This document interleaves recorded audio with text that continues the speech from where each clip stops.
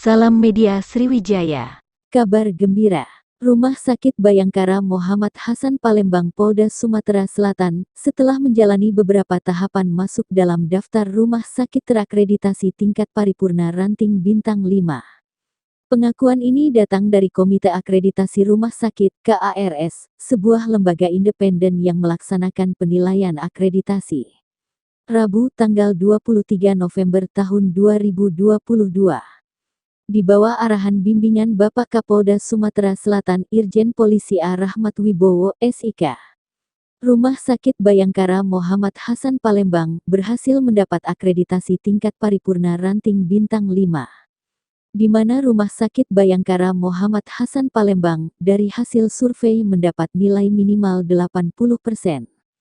Di mana manajemen rumah sakit telah mendapat pengakuan dari pemerintah dan telah memenuhi standar yang ditetapkan.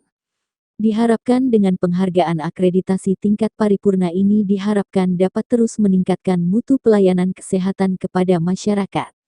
Semoga Rumah Sakit Bayangkara Muhammad Hasan Palembang makin baik pelayanannya, ungkap Kapolda Sumsel Irjen Polisi A. Rahmat Wibowo, SIK.